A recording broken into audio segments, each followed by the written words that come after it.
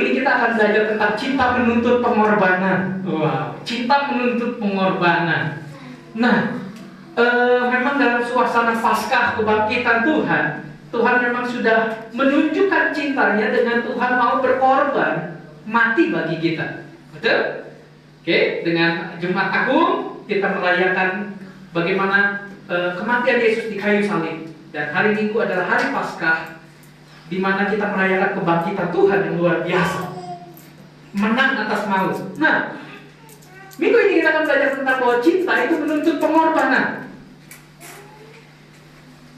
Anda bisa memberi tanpa mengasihi, tapi Anda tidak bisa mengasihi tanpa memberi. Itulah perbedaan antara memberi dengan berkorban. Kalau memberi belum tentu berkorban sebenarnya. Tapi kalau berkorban, pasti dia akan memberi dengan kesungguhan hati. Kalau memberi, misalkan gini, oh ada orang yang perlu ya, ya sudah oke deh, nih saya kasih. Itu namanya memberi. Ya biasa, memberi. Kalau orang yang membutuhkan, kalau ada orang yang mungkin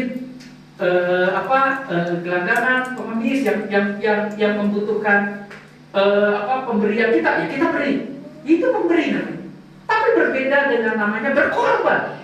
Berkorban itu ada unsur rasa sakit di dalam diri kita, di mana kita memberi itu kalau bukan karena cinta, wah istilahnya gitu, memberi dengan segenap hati. Ada satu pengorbanan di dalam diri kita. Sebenarnya saya perlu uang ini, tapi karena memang orang itu lebih perlu, ya sudahlah saya kasih.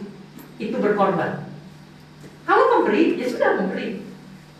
Tanpa ada rasa sakit, tanpa ada merasa bahwa aduh kok perih banget ya ngasihnya ya. Tapi kalau berkorban, itu ada rasa sakit yang keluar di dalam diri kita. Jadi pengorbanan bukan sekedar pemberian biasa. Nah, pengorbanan adalah bentuk kasih. Pengorbanan adalah bentuk kasih. Orang yang berkorban karena berlandaskan kasih. Tapi kalau orang yang memberi, belum tentu mengasihi. Banyak orang memberi, ya sudah kasih kan, belum tentu mengasihi kan. Betul kan? Apakah kita betul sungguh-sungguh mengasihi orang yang gelandangan, pengemis di jalan begitu? Betul-betul kita mengasihi benar-benar luar biasa? Tidak kan? Mengasihi biasa, memberi biasa kan? Tapi untuk orang yang kita kasihi, untuk kita yang orang yang mungkin spesial buat kita, kita akan memberi itu dengan rasa sakit, yang itu disebut sebagai berkorban. Nah, pengorbanan adalah bentuk kasih, bukan sekadar pemberian biasa.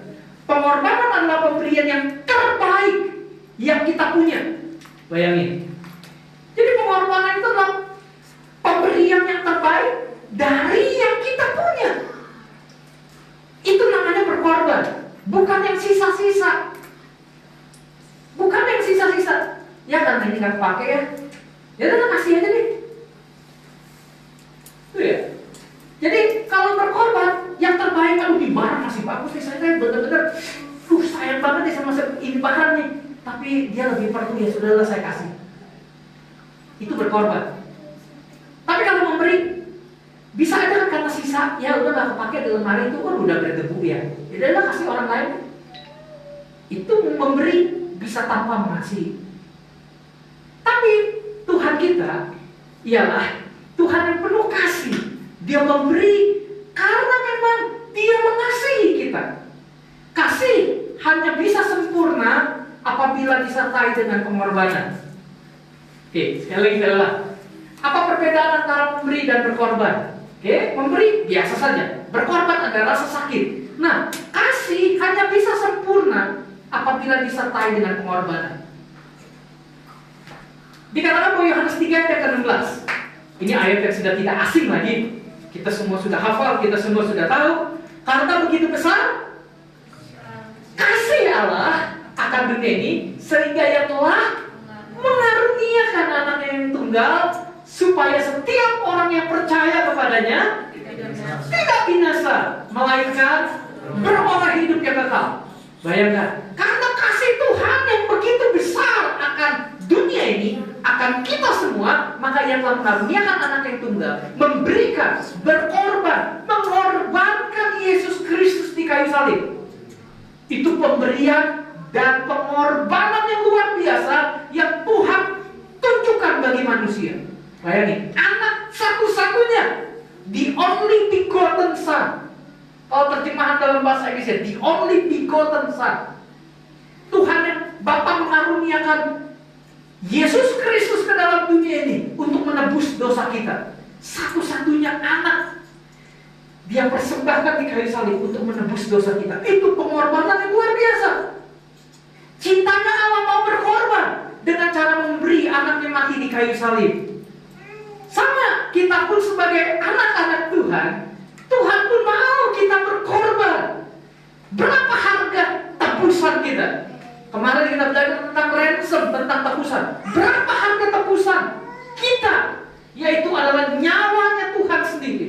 Sebab kamu tahu bahwa kamu telah ditebus dari cara hidupmu yang sia-sia, yang kamu warisi dari nenek moyangmu, dari Adam istiadat, dari nenek moyangmu. Itu bukan dengan barang yang fana, bukan pula dengan perak dan emas. Bayangin, bukan dengan benda-benda yang berharga yang ada di dalam dunia ini, melainkan dengan darah yang mahal, yaitu darah Kristus, yang sama seperti darah anak domba yang tak bernoda dan tak bercacat.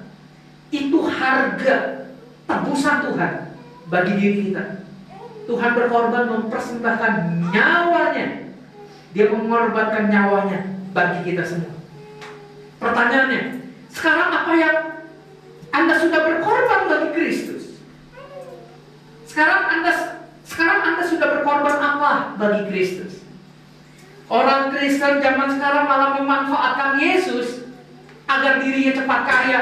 Alasannya diberkati, dalam tanda petik, quote and quote, diberkati. Padahal mah pengennya kaya, manfaatin Tuhan, berdoa, rajin ke gereja. Katanya kalau datang ke gereja, berdoa sama Tuhannya orang Kristen, bisa kaya loh. Bener, apalagi didoain tuh sama pendeta. Itu pendeta manjur banget doanya. Kalau gitu, orang tersebut menganggap pendeta sebagai dukun. Iya kan? Pak Pendeta doain saya, Pak Pendeta. Tumpang tangan Pak Pendeta. Biar orderan saya ini, biar tender saya ini lah, saya dapat. Kalau dapat, nanti Pak Pendeta saya kasih lah 10%. Ayo Pak Pendeta, tumpang tangan Pak Pendeta, tumpang tangan. Berapa banyak orang Kristen yang memanfaatkan pendeta, memanfaatkan Tuhan untuk supaya dirinya kaya. Orang Kristen ini tidak berkorban untuk Tuhan, malah memanfaatkan Tuhan untuk kepentingan dirinya Tuhan, untuk kepentingan dirinya sendiri. Bukan berkorban, malah menuntut Tuhan. Orang yang melayani saat ini belum tentu berkorban. Bayangin, orang yang melayani di gereja, sibuk di gereja, belum tentu berkorban. Karena konsep pelayanan sudah berubah. Konsep pelayanan sekarang sudah berubah dan banyak yang menyimpang. Banyak orang melayani motivasinya salah.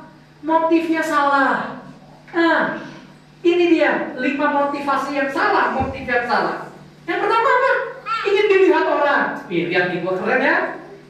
Suara gue bagus ya. Gue bisa main gitar, gue bisa main drum, saya bisa main keyboard, piano, bass dan segala macam. Hebat loh, saya hebat loh. Wah, hebat saya nih, orang-orang yang multi talent. Wah, keren. Suara oke, main musik, semua alat musik oke. Hebat. Nah, ingin dilihat orang, itu motivasi yang salah. Yang kedua, ingin terkenal. Maka muncullah istilahnya apa coba? Artis rohani. Perhatikan, artis rohani Alkitabiah nggak? Ada di Alkitab artis rohani? Nggak ada. Daud artis rohani? Enggak. Daud pemazmur. Orang yang bermazmur menyanyi untuk Tuhan. Pemazmur. Bani Korah, pemazmur. Bukannya artis. Seringkali orang menganggap orang yang pelayanan itu udah suara bagus, tampil di mimbar, itu artis rohani. Saya nggak setuju dengan istilah artis rohani. Karena banyak orang ingin cari tenar kok. Suara bagus dikit diorbitkan, diundang di mana-mana, jadi ngartis gitu. Bahkan ada orang yang gini, yang udah terkenal, diundang datang, nggak mau ke gereja yang kecil. Itu udah biasa. Ini direkam. Banyak orang yang ngartis gitu, nggak mau ke gereja kecil. Berapa jemaatnya? Di bawah 50 ya? Enggak deh. Saya levelnya di atas 500. Dan PK-nya harus gede dong. Capek kan gua bawa gitar sama tim nyanyi. Perhatikan, orang yang demikian akan dibuang Tuhan di dalam penghakiman Tuhan nanti. Sonartis gitu, keren. Nih gua keren, dandanannya meni menor gitu tampil. Harus pakai baju yang bagus. Wah, mukanya nih udah kayak apalah pokoknya lah. Dihiasnya meni mendok banget gitu. Ingin jadi artis, ingin terkenal. Atau mungkin orang yang melayani Tuhan ingin dianggap paling rohani. Dia nih, gue kan takut dimimpa rohani kan, lebih daripada lu semua. Gue lebih rohani loh. Terus yang keempat, ingin dipuji dan dihargai. Ayo dong, suara gue kan bagus, gak ada yang muji nih, gak ada yang hargain gue nih. Itu pun tidak baik. Banyak orang motivasinya salah. Yang kelima, ada tujuan yang tersembunyi. Salah satunya adalah ingin perluas channel bisnis. Kenapa sih melayani? Biar dekat. Kalau pelayan kan dekat sama gembala. Gembala ini pebisnis loh, banyak channelnya. Mungkin aja gue bisa kerja di situ, gue bisa bangun jejaring. Motivasinya salah. Banyak orang melayani bukan karena cinta Tuhan, hanya untuk kepentingan dirinya sendiri. Seharusnya pelayanan adalah bentuk pengorbanan dan pengabdian kita kepada Tuhan yang sudah selamatkan kita. Minggu lalu kita sudah belajar ya, kita melayani Tuhan karena memang Tuhan yang sudah tebus kita, agorazo, mengeluarkan kita dari pasar budak, ex agorazo, dan kita latrao, kita menjadi manusia yang merdeka, dan kita bisa mengabdi kepada Tuhan yang sudah selamatkan hidup kita. Jadi kita melayani Tuhan karena Tuhan sudah menunjukkan cintanya kepada kita dengan mati di kayu salib, selamatin kita. Makanya kita melayani. Itu dasar, satu-satunya alasan kenapa kita melayani Tuhan. Hanya untuk membalas cintanya Tuhan yang besar bagi kita. Kita memberikan hidup kita untuk kita melayani Tuhan.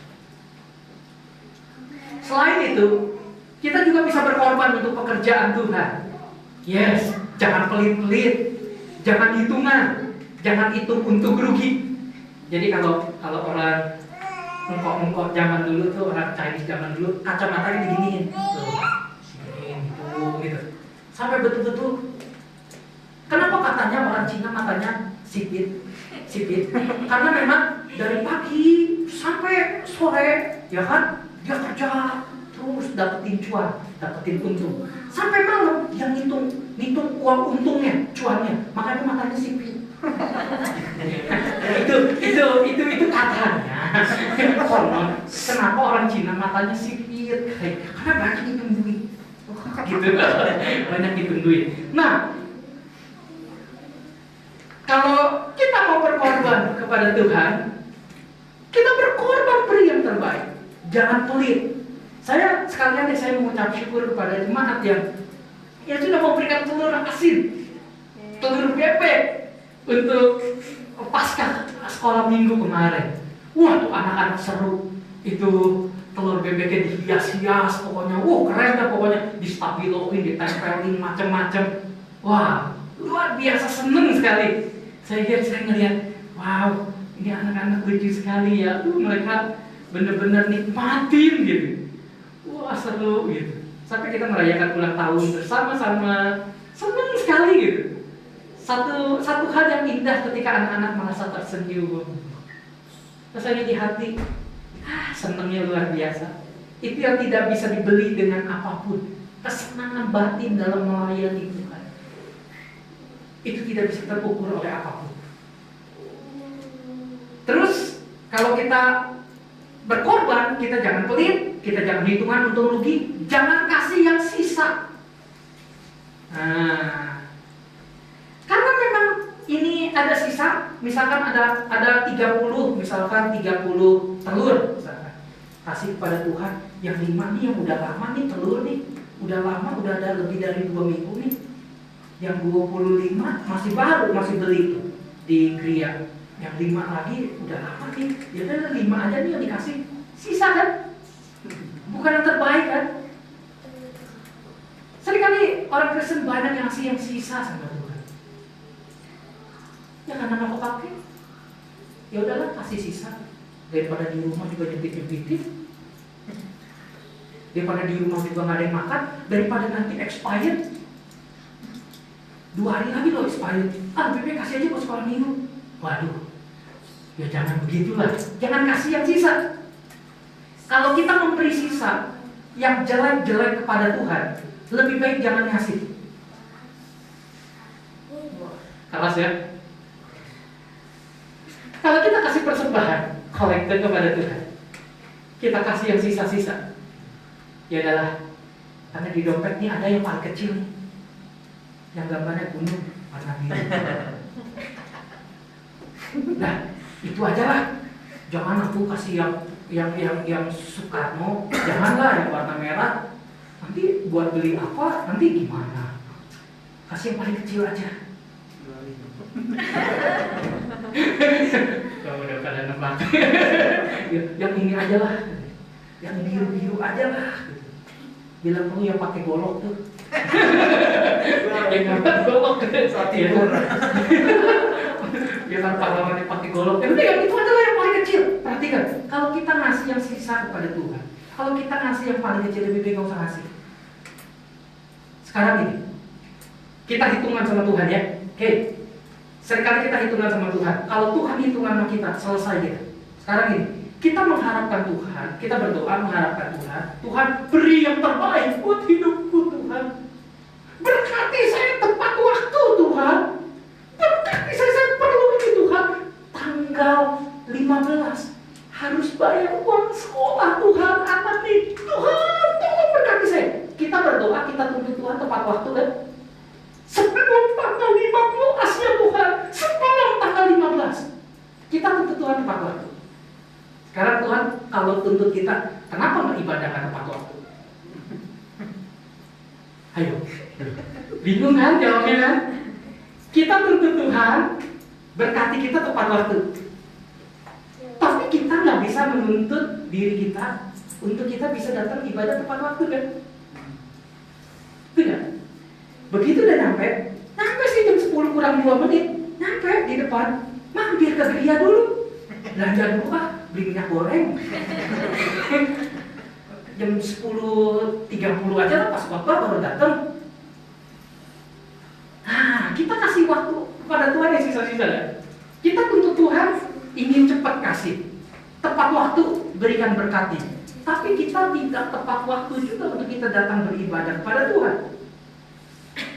Kalau mau memberi, beri yang terbaik dari hasil pekerjaan kita. Itu baru namanya berkorban. Berkorban untuk memberikan persembahan, memberikan perpuluhan dari gaji kita selama 1 bulan.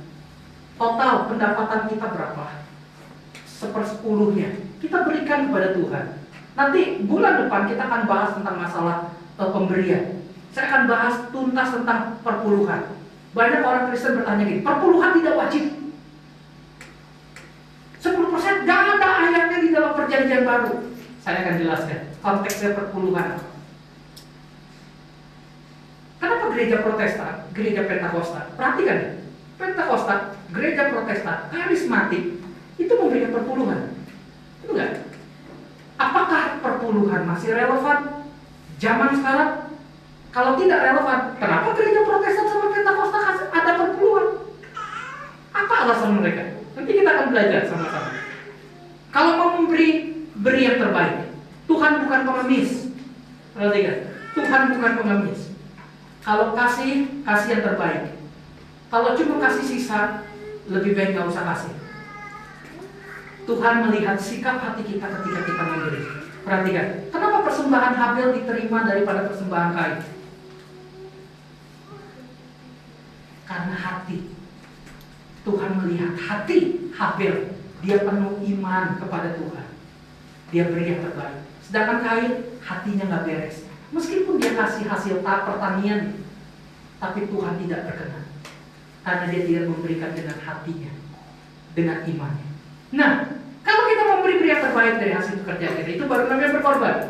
Sekarang ini, ketika Yesus disalib, ketika Yesus disalibkan, siapakah murid yang berani berkorban untuk Tuhan? 2 dari 12 murid, satu pun tidak ada. Kata yang benar. Dari 12 murid, ketika Yesus disalib, siapakah murid yang berani berkorban untuk Tuhan? Tidak ada. 12, satu gantung diri. 11 kemana? Kabur. Satu yang bernama Petrus nyangkal Yesus. Saya nggak kenal dia. Saya nggak kenal orang itu. Bukankah kamu adalah muridnya? Sumpah, saya nggak kenal orang itu. Ayam berkokok, maka sedihlah hati Petrus. Meninggalkan, semua murid meninggalkan. Memang cuma Yohanes. Yohanes pun tidak berbuat apa-apa kan? Yang berkorban pikul salib Yesus bukan Yohanes, bukan murid-murid yang lain. Ada seorang yang namanya Simon dari Kirene. Nah, ketika mereka membawa Yesus, mereka menahan seorang yang bernama Simon dari Kirene, yang baru datang dari luar kota, lalu diletakkan salib itu di atas bahunya supaya dipikulnya sembari mengikut Yesus. Wah, bayangin sambil mengikut Yesus. Jadi ketika Yesus dicambuk, sebenarnya Yesus kuat pikul salib. Kuat. Dia anak tukang kayu, badannya berotot. Jangan ngelihat Yesus itu seperti yang di film-film yang culun gitu, ceking, kurus gitu. Enggak. Yesus itu kan mungkin badannya kayak Arnold. Mungkin Yesus badan six pack gitu. Loh, anak tukang kayu kan? Ya kan? Tebang pohon, bikin furnitur dan segala macam karena bantu papanya kan, untuk menjadi tukang kayu kan, bikin furnitur kan. Pasti kan terbiasa kerja, pasti ototnya besar. Karena otot di Tuhan besar, karena memang badannya bagus, dia kuat pikul salib.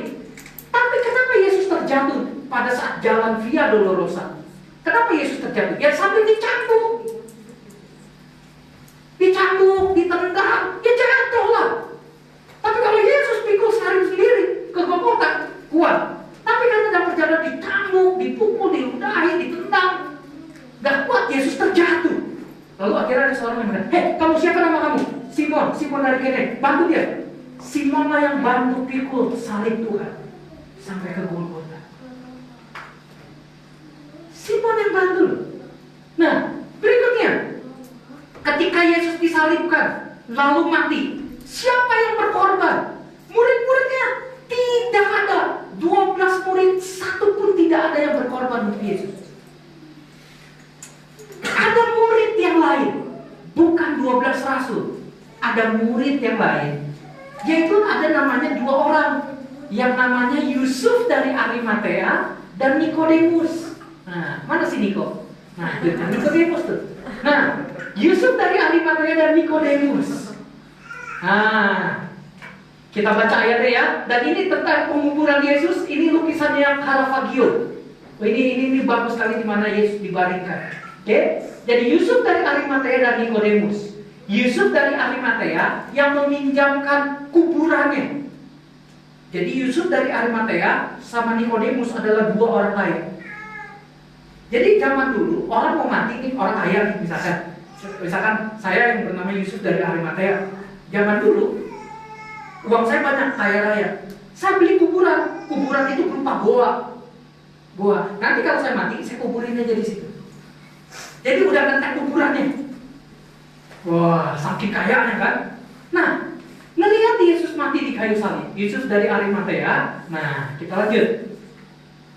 Sesudah itu Yesus dari Arimatea, ia murid Yesus, tetapi sembunyi-sembunyi karena takut kepada orang Yahudi, meminta kepada Pilatus. Pilatus kan yang jatuhi hukuman mati kepada Yesus kan, supaya diperbolehkan menurunkan mayat Yesus dari kayu salib. Dan Pilatus meluluskan, mengizinkan permintaannya itu. Lalu datanglah ia dan menurunkan mayat Yesus. Perhatikan, Yusuf dari Arimatea. Oke? Yang kedua, juga Nikodemus datang ke situ. Dialah yang mula-mula datang pada waktu malam bertemu Yesus. Betul? Yang Yohanes pasal 3. Oke. Ia membawa campuran minyak mur dan minyak gaharu. Kira-kira 50 kati beratnya. Kita hitung nanti 50 kati. Berapa duit? 50 kati beratnya. Jadi Yusuf dari Arimatea dan Nikodemus, mereka mengambil mayat Yesus, mengapaninya dengan kain lenan dan mengubuhinya dengan rempah-rempah. Menurut adat Yahudi, bila menguburkan mayat. Perhatikan, yang nurunin mayatnya Yesus bukannya Simon Petrus, bukan Yohanes, bukan Andreas, bukan dari ke-12 murid. Tapi justru mereka yang tidak diperhitungkan, tidak masuk dalam 12 rasul. Yusuf dari Arimatea dan Nikodemus, mereka yang punya hati untuk Tuhan.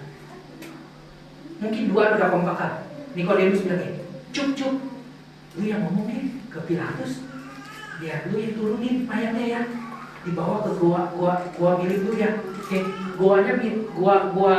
kuburan itu guanya Yusuf dari Arimatea.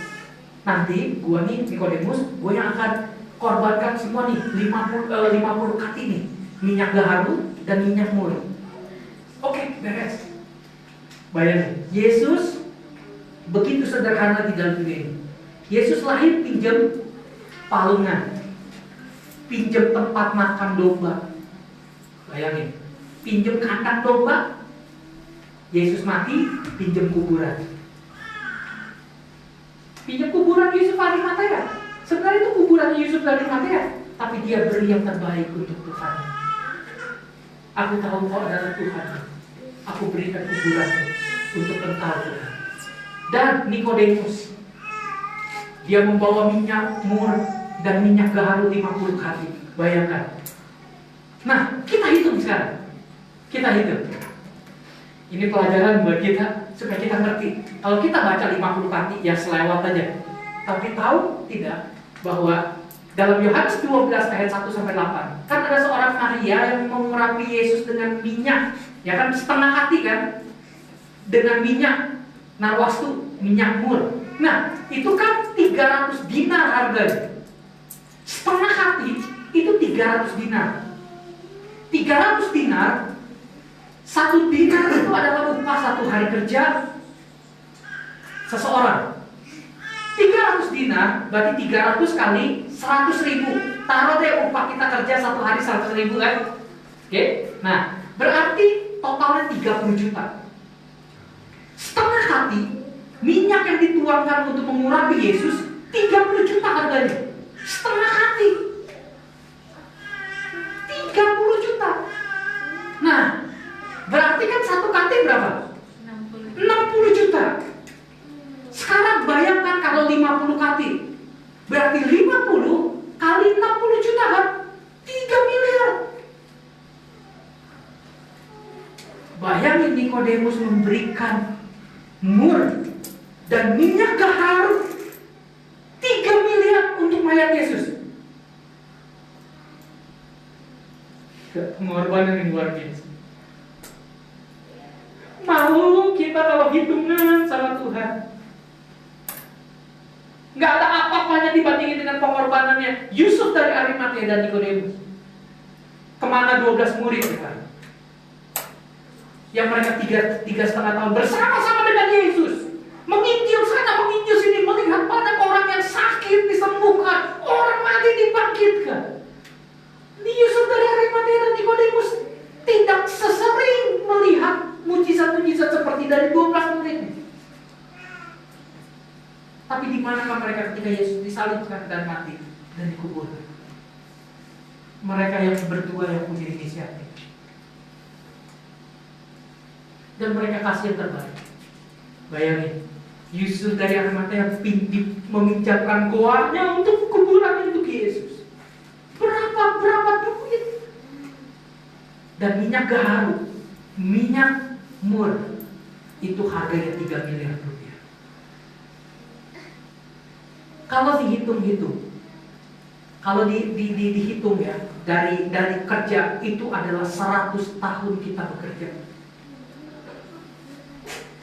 Itu sama dengan 3 miliar. tahun kita berdoa. Tapi Yusuf dari Arimatea dan Nikodemus, mereka kasih yang terbaik untuk Tuhan. Nikodemus orang yang kaya, Yusuf dari Arimatea orang yang kaya, tapi mereka tidak sombong. Jangan ketika kita lagi susah kita datang kepada Tuhan, nangis-nangis. Setelah diberkati, kita angkuh sama Tuhan, kita sombong sama Tuhan. Apa sih firman Tuhan kayak gitu? Gak bisa. Gue lebih baik gue rekreasi aja deh minggu, ngapain ke gereja. Jadi sombong. Berapa banyak orang yang waktu susahnya nangis-nangis sama Tuhan. Tuhan berikan belas kasihan. Begitu kaya sombongnya minta ampun. Udah kalah lagi taat memberi yang terbaik untuk Tuhan. Yesus begitu dihargai dan begitu bernilai di mata Nikodemus. Bagaimana dengan kita? Seberapa berharga Yesus bagi kita? Seberapa berharga Yesus bagi kita? Sehingga kita seringkali permainkan Tuhan Yesus melalui sikap kita. Kita bermain-main. Kalau kita betul-betul mengasihi Tuhan, mengapa kita datang ibadah terlambat? Kenapa? Bisakah kita bangun lebih pagi dan mempersiapkan hari Minggu adalah hari saya beribadah kepada Tuhan. Saya tidak mau terlambat. Saya akan datang lebih awal. Saya cinta Tuhan saya. Kita datang ketemu wali kota, ketemu gubernur, ketemu presiden. Kita akan terlambat kan? Tapi mengapa bertemu Tuhan kita terlambat? Seberapa besar, seberapa bernilai sih Yesus bagi kita? Mengapa kita tidak mau berkorban bagi Tuhan? Karena kita tidak menganggap Tuhan bernilai bagi kita.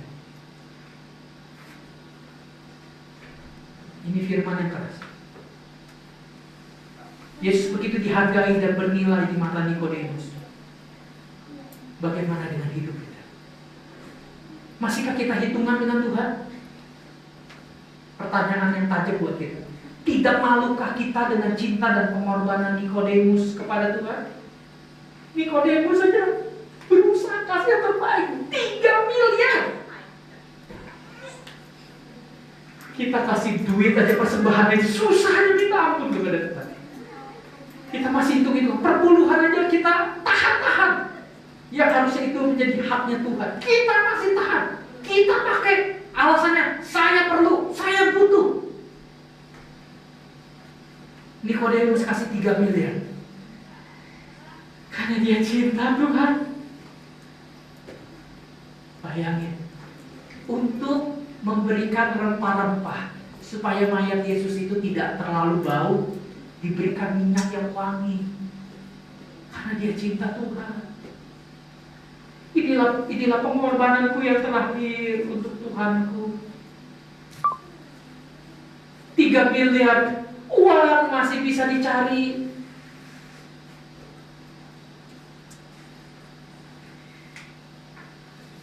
Sudahkah Anda berkorban bagi Kristus?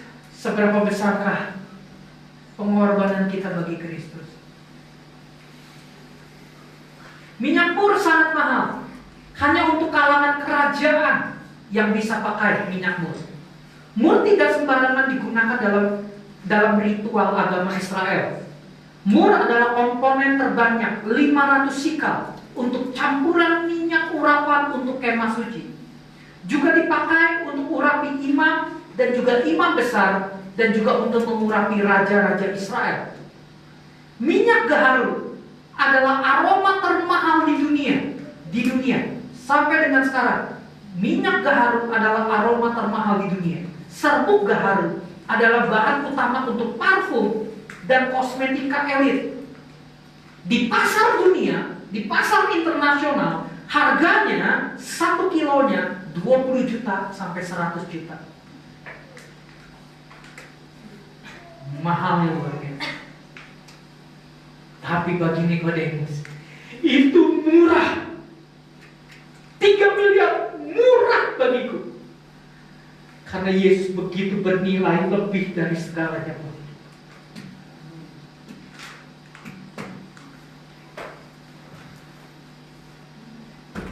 Kalau kita cinta Tuhan, jangan ngomong begini, Tuhan, aku cinta Engkau, aku akan berikan nyawaku. Tuhan bilang gini, jangan dulu ngomong begitu. Duit aja nggak setia, mau kasih nyawa. Duit aja kita nggak setia, mau kasih nyawa. Yakin? Kalau anak muda zaman sekarang sehat Anda? Seringkali kita hitung-hitung betul-betul.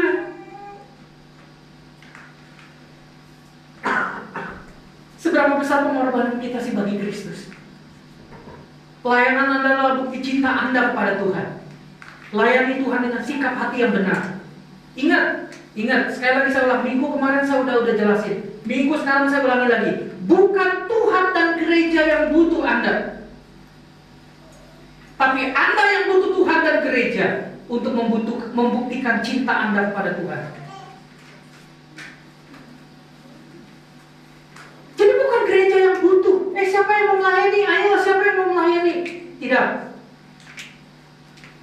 Sehingga akhirnya banyak orang pelayan Tuhan jadi gede kepala, sombongnya minta, lihat di gereja nih, kalau gua nggak melayani ini, nggak akan jalan di gereja. Bentar lagi juga tutup. Orang yang seperti itu sombong di hadapan Tuhan. Dengan berpikir gini, alah, gereja ini kalau nggak ada gua nih, nggak akan bisa jalan, tutup di gereja. Orang itu sombong di hadapan Tuhan dengan menganggap bahwa Tuhan nggak bisa berbuat apa-apa kalau tanpa saya. Sombong. Pekerjaan Tuhan masih tetap bisa berjalan sampai hari. Dari mana? Tuhan yang kirim. Kalau kita melayani Tuhan, kita yang perlu Tuhan. Kita perlu gereja untuk apa? Aku kan sudah diselamatkan oleh Tuhan. Aku mau dia melayani, aku mau memberikan hidupku yang terbaik untuk aku melayani Tuhan. Aku perlu Tuhan, aku perlu gerejanya untuk aku bisa melayani Tuhan, dan aku beri yang terbaik untuk Tuhan. Itu sikap yang benar. Bukan gereja yang perlu kita. Bukan. Termasuk saya sebagai hamba Tuhan, saya sebagai gembala. Saya yang perlu Tuhan. Bukannya Tuhan yang perlu saya. Lihat Tuhan, kalau nggak ada saya nih sebagai gembala, nggak akan jalan di gereja. Kalau saya ngomong begitu, saya sombong di hadapan Tuhan. Tuhan bilang gini, oke, baik, mundur, copot. Tuhan akan kirimkan yang lain. Karena itu kita pelayan Tuhan, kita tidak boleh sombong. Jangan banyak ngeluh, sedikit-dikit capek. Capek melayani, aduh, Jumat, Sabtu, Minggu, aduh, capek ya. Udah pulang kerja, mesti ke gereja, aduh capek. Kalau kita ingat cintanya Tuhan, kita akan menanggalkan capeknya kita. Kita akan ganti capek kita dengan gereja. Ngomong melayani Tuhan, gua gak boleh terlambat. Ayo, mandi cepet-cepet, ayo datang ke gereja. Itu betul-betul orang yang cinta Tuhan. Terus ada yang bilang, kok saya terus sih yang disuruh-suruh melayani? Yang lain enggak, kok saya lagi? Harusnya bersyukur tuh, dikasih kepercayaan. Ini pemahaman lu, saya lagi. Kok saya sih yang kerjanya paling berat? Ya ampun, baru gitu aja seberapa berat sih kerjaannya. Kan gue udah berkorban tenaga dan waktu. Masa sih harus uang juga? Orang yang hitung-hitungan seperti ini bukan pelayan Tuhan yang baik. Perhatikan baik-baik. Orang yang seperti ini, dia tidak melayani Tuhan, dia melayani dirinya sendiri. Sekali lagi saudara, orang yang ngeluh, orang yang dikit-dikit capek, orang yang nggak mau berkorban, hitung-hitungan sama Tuhan, dia tidak melayani Tuhan. Dia sedang melayani dirinya sendiri, egonya sendiri. Selain itu banyak pelayan Tuhan yang egonya masih besar, kesinggung dikit langsung marah. dari pelayanan, bahkan gak lagi ke gereja. Ya ampun, perhatikan baik-baik. Ini semua dialami oleh gereja manapun juga. Selalu. Mau gereja besar, mau gereja kecil, pasti ketemu dengan orang yang begini.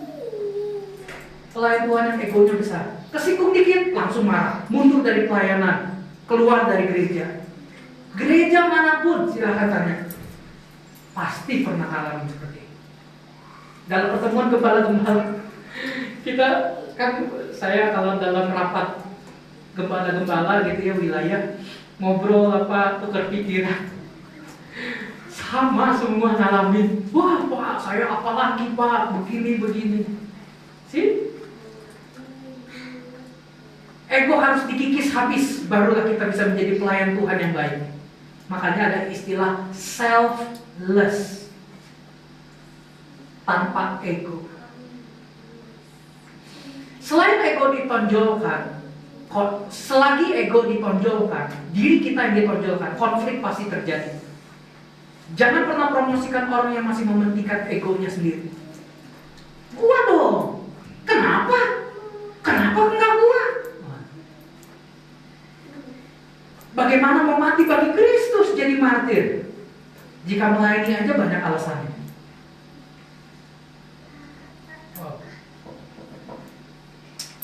Pelayan Tuhan harus yang mengerti ini harus tahu, dan melayani Tuhan memiliki attitude sikap yang baik dalam melayani. Mengapa banyak orang sulit berkorban? Jawabannya karena mereka masih belum mengalami kasih Tuhan di dalam Yesus Kristus bagi diri. Kalaupun mereka mau berkorban, mereka berkorban menuntut balasan. Gue mau berkorban, udah berkorban nih, apa balasannya buat saya?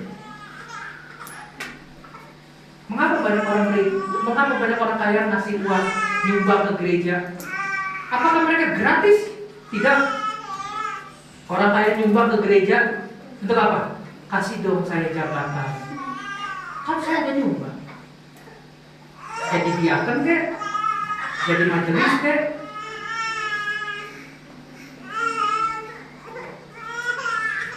Misalnya ingin dihormati, mendapatkan posisi yang diinginkan dan lain sebagainya.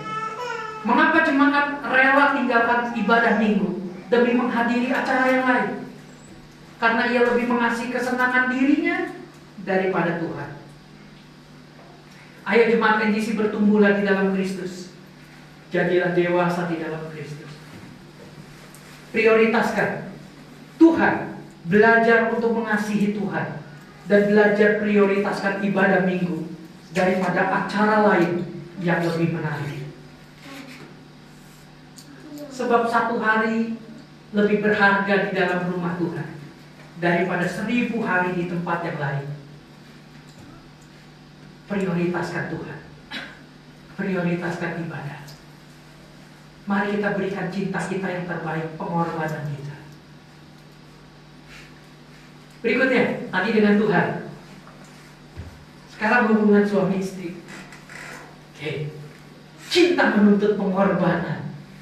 Hubungan suami istri gimana?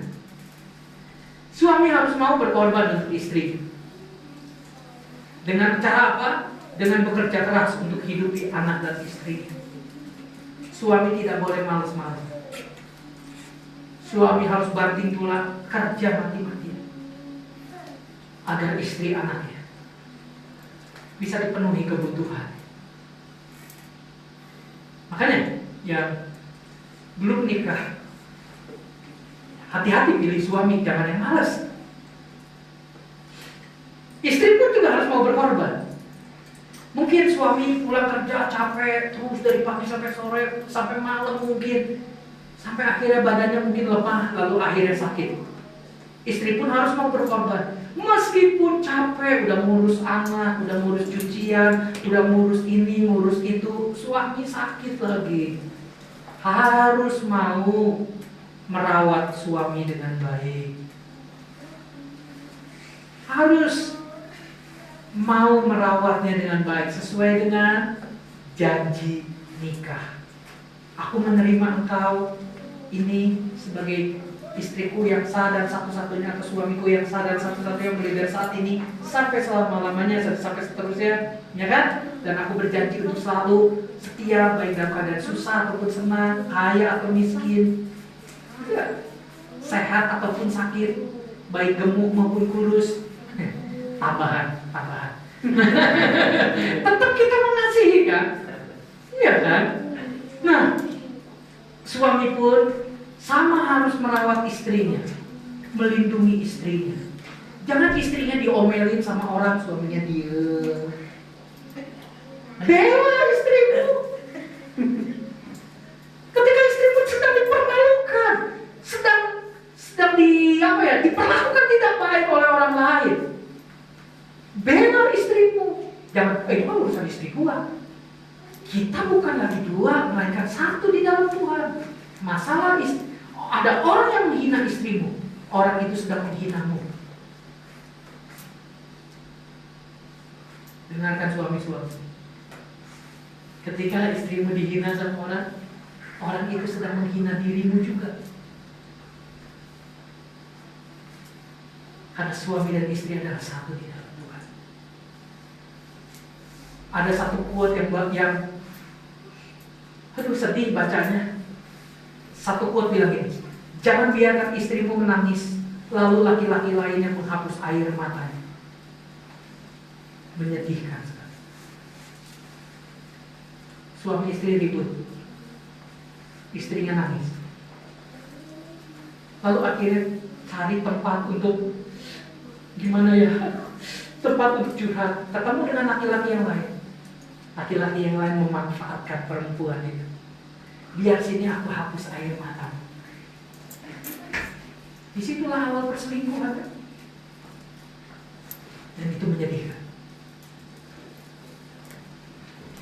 Jangan biarkan istrimu menangis lalu laki-laki lain yang menghapus air mata.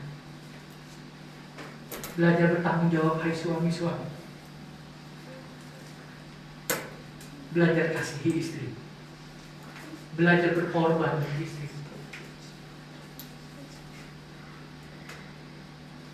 Yang ketiga, yang terakhir, hubungan orang tua dengan anak. Yes. Yang sudah berkeluarga, sudah punya anak. Orang tua yang baik harus mau berkorban untuk anak-anaknya. Jangan egois, pikirkan diri sendiri, sehingga anak nggak terurus, anak terlantar.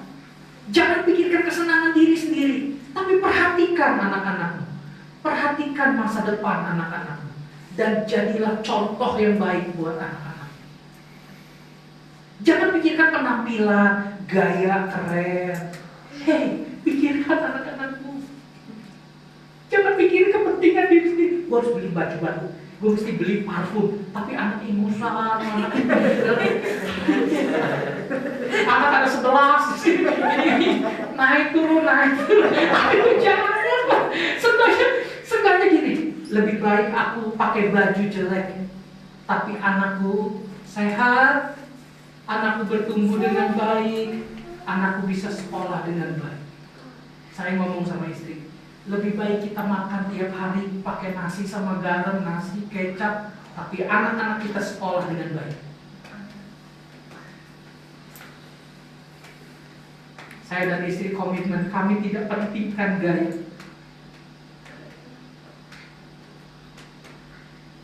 Yang penting anak-anak makan, terpenuhi kebutuhannya, mereka sehat, mereka bisa sekolah yang terbaik.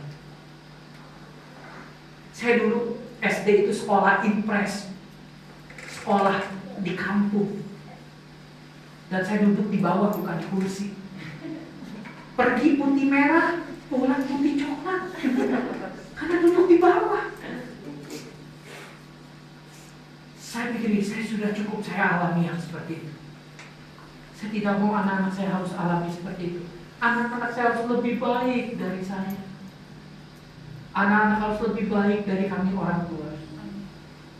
Kami alokasikan uang kami banyak kepada pendidikan anak-anak, bukan untuk diri kami sendiri.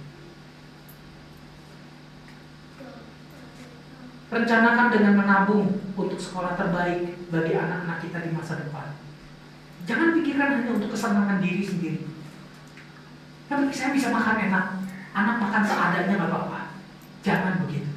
Berkorbanlah orang tua untuk anak. Satu hal yang kalau saya melihat ngajar anak-anak sekolah minggu, terus terang saya nggak bisa tahan air mata saya. Ketika ditanya gini, apa yang kalian mau doakan kepada Tuhan? Anak-anak berkata gini, kami mau orang tua kami tidak bertengkar lagi. Kami mau orang tua kami tidak bertengkar lagi.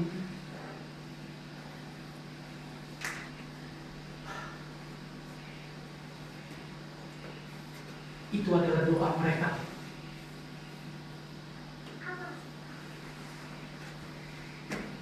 Saya gak tahan itu, saya, ya Tuhan, itu dari hati mereka. Dengarkan orang tua baik-baik. Kasihi anak-anak. Dengan cara apa? Suami istri hidup rukun. Jadilah contoh yang baik buat anak-anak. Jangan pentingkan ego. Berkorbanlah demi anak. Mereka berdoa, kami mau orang tua kami tidak bertengkar lagi.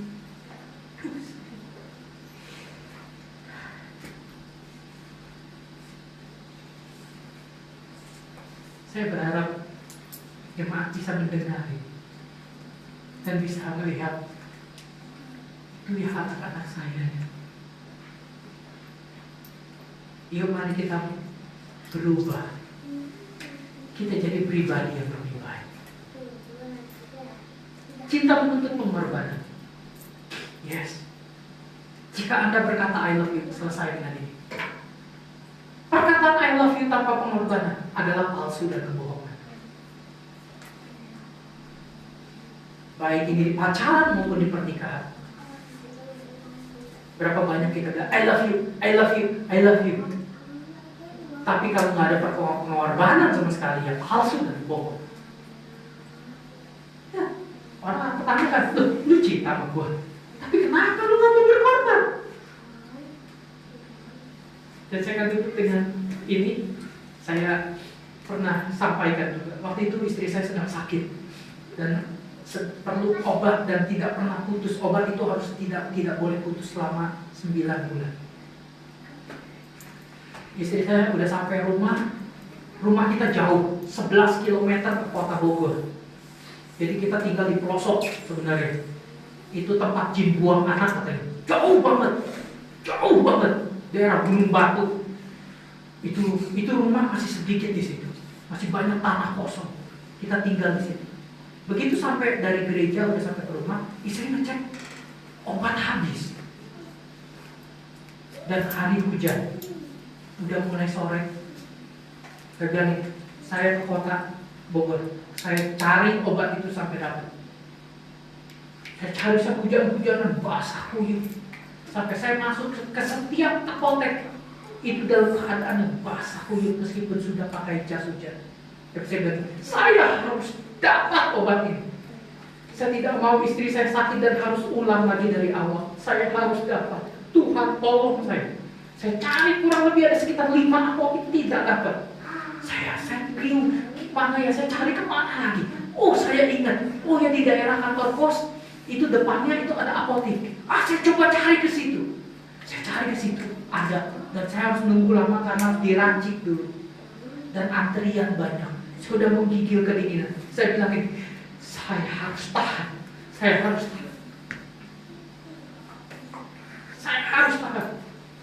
Saya tunggu begitu obat itu atas nama Linus. Oh ya, saya ambil obat itu, saya bayar, saya langsung cepat-cepat pulang. 11 km. Lalu akhirnya sampai ke rumah, saya kasih kepada istri saya dan istri saya bisa minum obat. Saya bilang, sedingin apapun saya akan tahan. Saya akan berusaha tahan. Sebasah kuyup apapun saya akan tahan.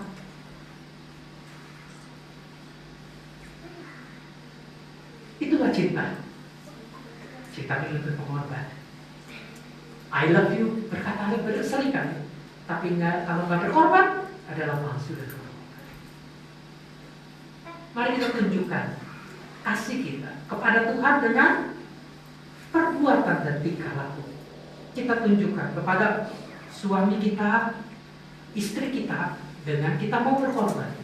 Dan juga kepada anak-anak kita, tunjukkan dengan pengorbanan. Jangan cari duit biar kita berkorban.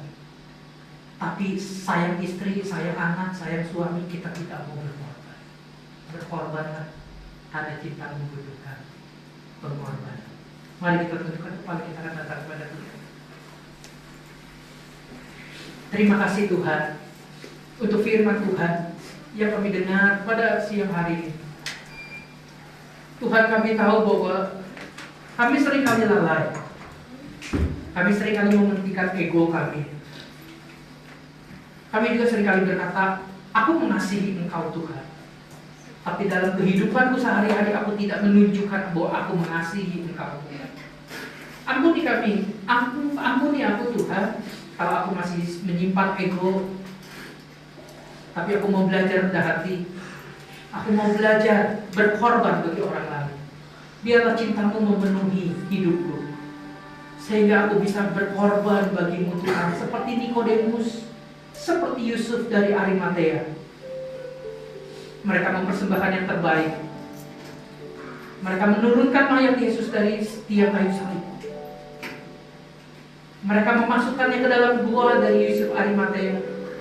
Dan Nikodemus mempersembahkan minyak mur dan minyak garam yang kalau dihitung seharga 3 miliar rupiah. Sungguh besar pengorbanan mereka berdua. Tapi mereka mereka nggak mau berkorban karena mereka dipenuhi dengan cintanya Tuhan. Kami pun mau mengasihi Engkau Tuhan dengan segenap hati kami. Kami juga mau mengasihi pasangan kami, pasangan yang terbaik yang Tuhan sudah beri buat kami. Kami menikah, biarlah kasih Tuhan yang memenuhi hubungan suami istri. Biar mereka saling mengasihi, saling berkorban, saling memberi yang terbaik. Dengan demikian mereka bisa menjadi contoh buat anak-anak mereka. Biar anak-anak juga bisa melihat bagaimana kedua orang tua mereka berkorban bagi mereka. Orang tua mereka bekerja dengan sungguh-sungguh, dan anak-anak mereka bisa merasakan cintanya orang tua mereka, sehingga mereka bisa mendapatkan yang terbaik dari kasih orang tua mereka. Sadarkan kami Tuhan bahwa memang cinta menuntut pengorbanan, dan kami mau melakukannya dalam hidup kami. Pimpin kami, sertai kami Tuhan. Di dalam nama Tuhan Yesus Kristus kami berdoa dan bersyukur. Haleluya. Amin. Amin. Puji Tuhan. Baik, ada dua pengumuman. Yang pertama, saya berharap jemaat untuk hadir dalam ibadah tepat waktu, karena kita akan strict jam 10 tepat kita mulai. Jadi usahakan untuk tidak terlambat. Amin. Amin. Amin. Amin. Kita duluan datang ke rumah Tuhan gitu. Oke? Terus